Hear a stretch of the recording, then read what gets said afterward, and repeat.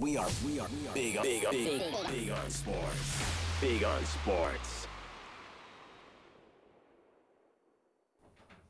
Welcome back, and you're still watching Game On right here at Aben TV. If you just joined us, you just missed out on Helen Buteme and also the Senior Marketing Manager with Stanbic Bank, Miss Sonia Karamaji. And you could be a lucky winner from, of course, today, Aben TV, by, of course, answering the question, which is KCCFC. Who did KCCFC last beat before the international break? And these are 4 tickets. You can drop the question on our Facebook page. That is at Aben Television. Now, quickly, we do have another special guest from Luwero District. That is Collins Joseph Ssemanda, the Public Relations Officer within Deje University. He's here to talk about the forthcoming AUUS Inter-University Games that will be hosted down in Luwero. That is within Deje University. Good afternoon, Sybil.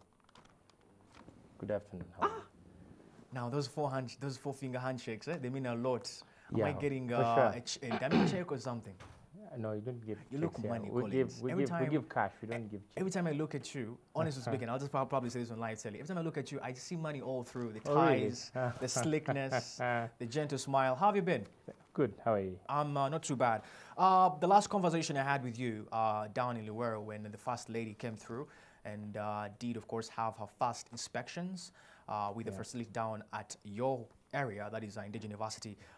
We saw some progressions. Could you tell us the preparations as far as the facilities are concerned, the football pitch and the swimming pool? What's the latest? Well, as we speak now, we're at 70%. 70%? Yeah, so... Where is the 30%? 30% is between now and 16th. the games, yeah. Okay.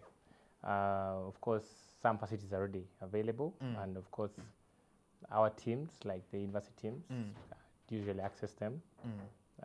We have the woodball course ready. We have some bits and patch-ups on the different courts.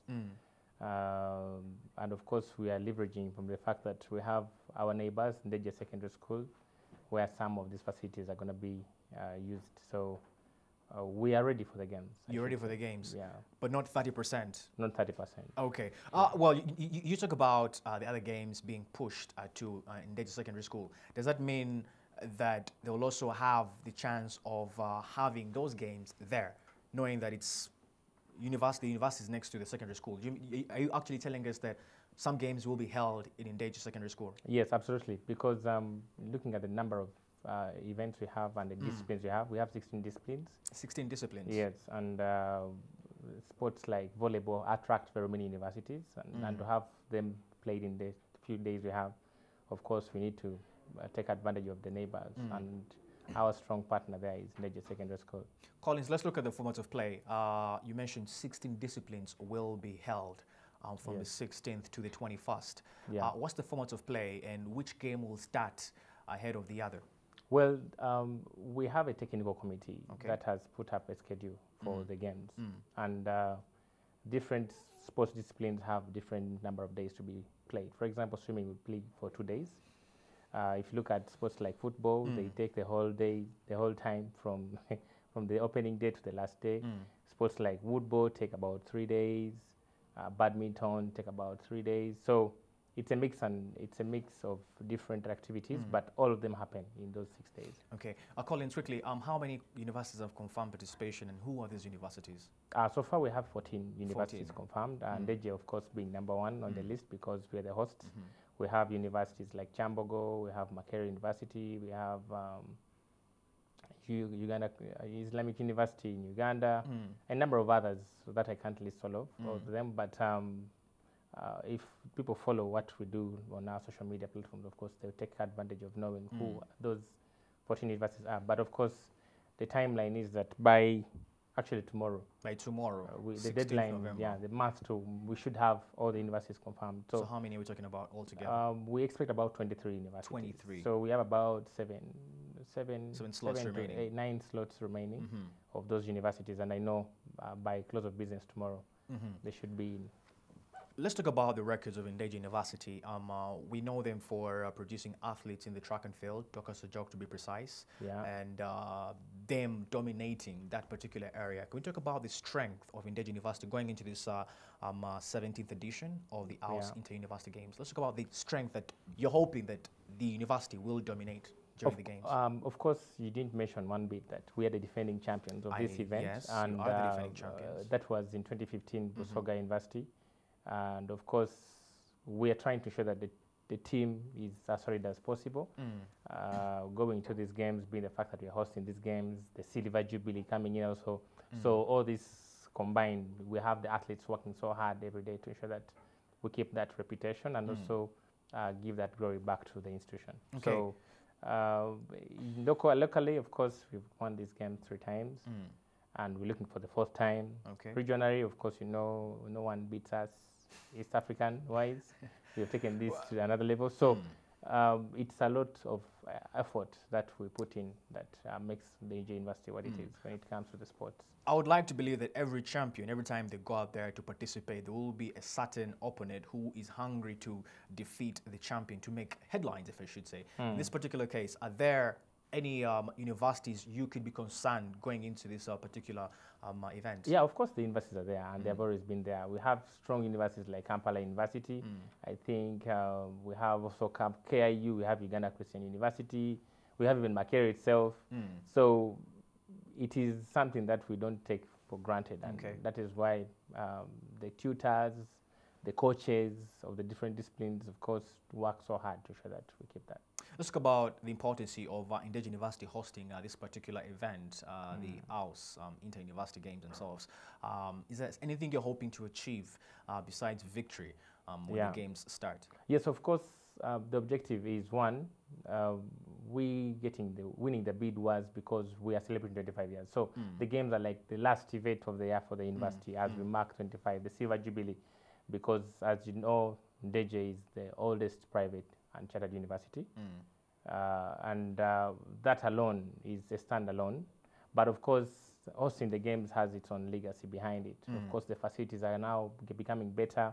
We've managed to put up the swimming pool to the standards of the national swimming competition level. We've had the track and field events being boosted because of the facility, as you saw it. We're trying to bring in an artificial turf. And also that whole environment and making it attractive to even outsiders to come around and see that Ndeje really is a sports powerhouse. It means a lot to the institution. Okay. Well, I mean, looking at the facilitations that will be used, or the facilities that will be used to, of course, have the games occur, the ground and also the swimming pool. What happens to these facilities after the games are done? Will they be productive? Of course, that's what I was talking about. The legacy behind the games is the facilities themselves, because we believe that, like the swimming pool, for example, it's used by the institution, but also even the community around, because the schools around, there's no swimming pool in Luero, for example. Okay, and it's a facility that, it's been there, but now it's going to attract more people. It is going to support even the national federation itself. Okay. When it comes to the facilities like the pitches, we have different events that happen within the course of the year.